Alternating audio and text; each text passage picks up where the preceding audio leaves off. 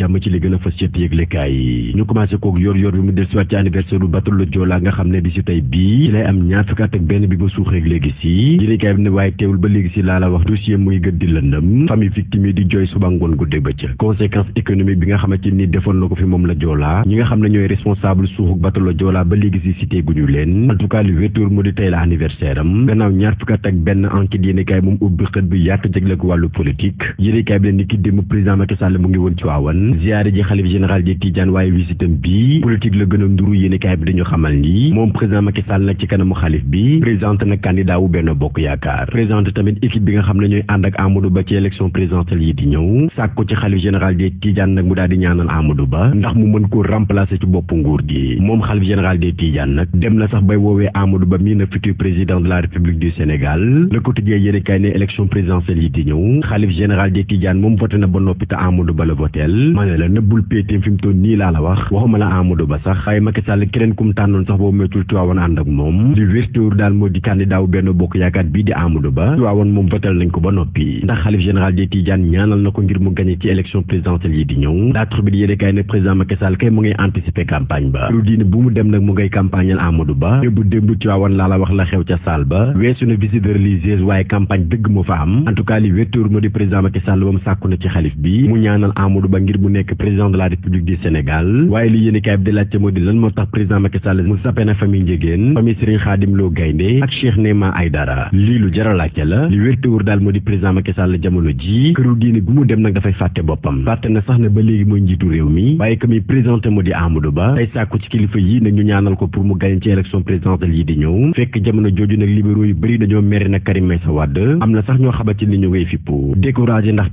tekk-tekkaaralu Karim Wade kenn xamul ndax dina ñëw ci élection présidentielle yi di ñëw waaw wala déet fekk jamono jooju gëm sa bopp moom pare nañu Bougane Gueye dana ni ki démb rek ci doonu Kaffrine jox nañ ko fa 10 000 parrain lépp waajal élection présidentielle yi di ñëw yéenekaay bi taxaw seetlu tamit ci kaw Ousmane Sonko mi nga xamante ni dem na sax bay laajte ne Ousmane Sonko bu ko état bu Sénégal gi éliminé woon su boobaa lan mooy xew bés bi le jour des ci li xew démb laa la wax ca Tiwaawan yéenekaay bi ne buñ ko mënoon a woowee neneen ñu ne campagne ba tàmbali na président Macky Sall tàmbalee ko ca Tiwaawan jàkkaarloo xalif bi fàtte boppam sàkku ci xalif bi mu ñaanal candidat bii di Amadou Ba président Macky Sall ci ay kàddoom di xam la ci biir yéenekaay bi ne man daal Serigne Babacar maa ngi lay ñaan nga ñaanal Amadou Ba mii ngir mu remplacer ma yéenekaay bi ne xalif bi ci kàddoom nangul na ko ñaanal Amadou Ba bu noppi tuddee ko sax na futur président de la République sàkku ci gouvernement bii nag ñu daal di xeex ak defkatu ñaawteef yi nga xamante ne nii ñoo ngi ci buntu Sénégal di fëgg ñu bañ leen a seetaan nag ñu indi féewaloo ci biir réew mi lii fa yéenekaay des ci élection présidentielle yi di ñëw bu candidat yi tollee juróom fukk tam wala sax lu ko ëpp moom am na candidat ba noppi candidat am weesuwul Amadou Ba mi nga xam ne votel na ko ba noppi Serigne Mbaye Sy Mansour di xamal président Macky Sall mii ne ko Amadou Ba mii ne ku ma miin la moo tax li nga sàkku dina yomb ci man loolu nag ma daal la koy may mën naa ko woowee sax na futur président de la République dinañ leen ñaanal ñaan tamit ci élection présidentielle yi ñu jëm Sénégal am jàmm am président bu baax bés boo yoree tamit réew mi yàlla soqali Sénégal man daal li ma leen di ñaan yéen gouvernement bi mu di ngeen juboo nekk benn liggéey ngir jàmm mën a tax ci Sénégal stabilité réew mi tamit continuer président Macky Sall ci kanam xalif général des Tidianes di xamle ne man daal lañu santoon pour ma tànn ci biir coalition bi sama tànnif tamit bu ma xoolee ba xool coalition bi tamit moom la tànn ngir mu mën a continuer liggéey bi nga xam ne sumboon naa ko ci réew mi te équipe bii fi ñëw tey ji nag ñoo fas yéene accompagner nag Amadou Ba ci élection présidentielle yi di ñëw yéenekaay bi ne boo bëggee dégg dëgg laa la wax démb ci waxtaan wi mbiri politique dong la fa président Macky Sall doon wax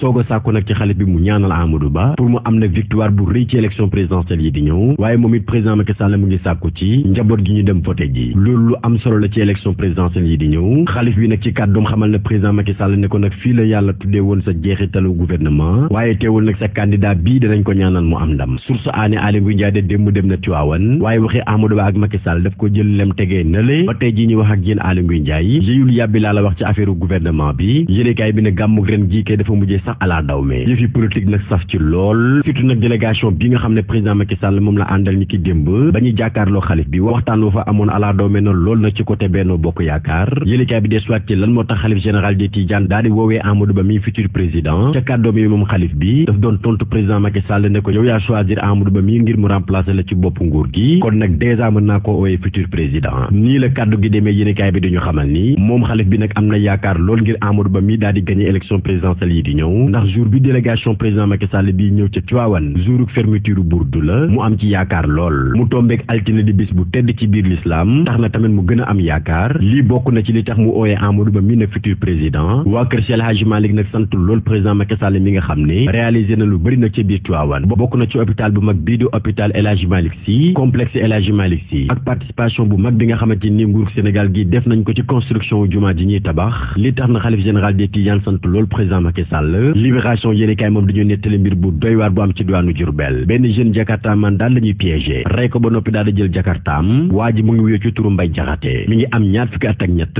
bi ñu ñëwee xool koor bi nag ndekete paaka lañ ko doon jàmba ni mu seddee et pourtant jaune bi ñu ko reyee yéenekaay bi xamal nañu ne fan yi ñu génn rek rey nañ fa benn waay bu wéy ci turu Biram Gisee moom itamit Jakarta man la waaye dañ ko